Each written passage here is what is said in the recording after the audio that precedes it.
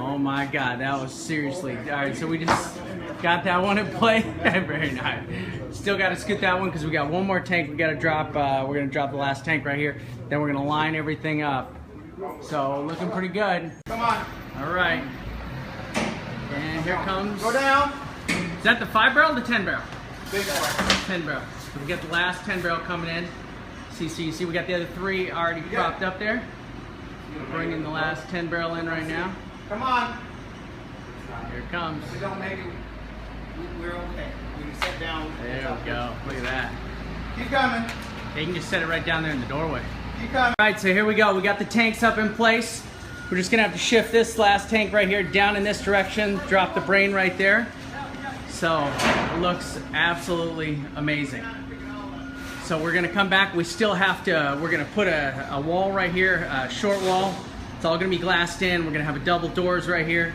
And then another wall right here. We're gonna have a big 50-inch TV. It's gonna have all our beers, all upcoming beers, everything that we've got brewing and how long it's gonna take to brew. And it's gonna have what we actually have on tap right now. Looks great. So let's take a look at what we've got. We've got the chiller units over here. So we've put both the chiller units in place. So the relative size of the chiller units, I gave myself about 26 inches for each chiller unit. As you can see, I snugged them in here perfectly, left to right. Now, they come with a pretty standard plug, which is right here. They come with a standard plug. Now this is actually 2.0, this is for the motor. The motor is 110, so this is a standard 110 plug. So you see I've got my 110 power located right next to it. You just need to be within 4 to 6 feet. Now this is for the actual cooling unit and the chiller. Now this is not a standard plug, but what we've done is we've switched it out, and you can see that I've got the twist lock plugs going in right here. So I've got 220 30 volt twist locks. So I've got one for the skid, which is the brain, and I've got 2 for the chillers. So what we'll do is we'll actually remove this head, put on a twist lock head, and we'll be able to tie right in. And I've got both of the chiller units are going to be located next to the skid. The skid's here.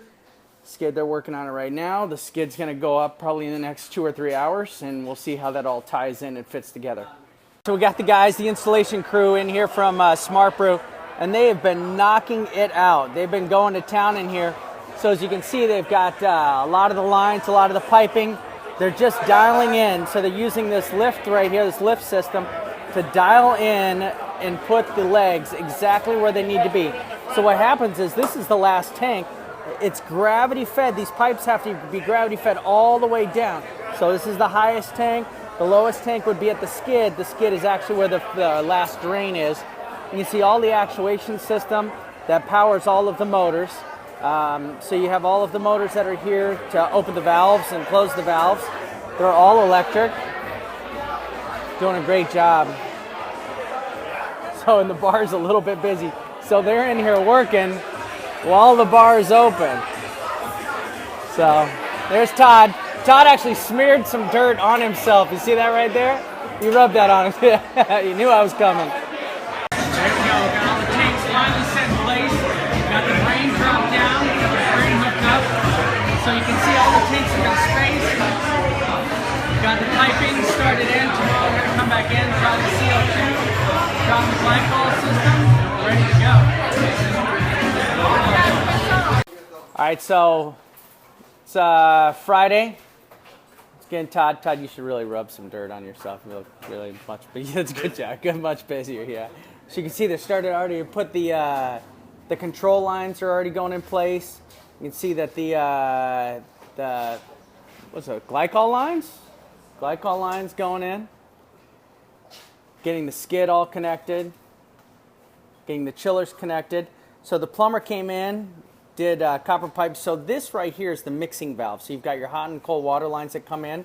So this is super important to the system, because what we need is we need water to enter into the system, into the boiler, at no less than 68 degrees. So it should come in right around 68, 70 degrees where they need the water at before. So it goes into the boiler right here, that heats it up about, I think it's 10 gallons at a time, and it dumps it into the tank over and over and over again. So that way the tank gets the perfect temperature of water for the fermentation process. So what we do is we've set up the mixing valve, so it comes over to here. So then the mixing valve will come around. There's going to be a temperature gauge that we can actually see exactly what the temperature water is.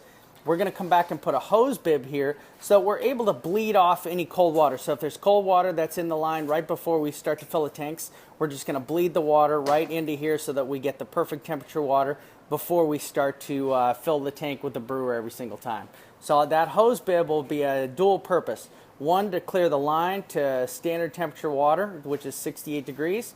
And number two, we can use it to actually clean the flooring area, do whatever we need to do, clean just the general purpose area. I've also got a sink that's going to go in here. We're just waiting for some blocking, and that's it. So it's looking good. And we've got the computer panel up.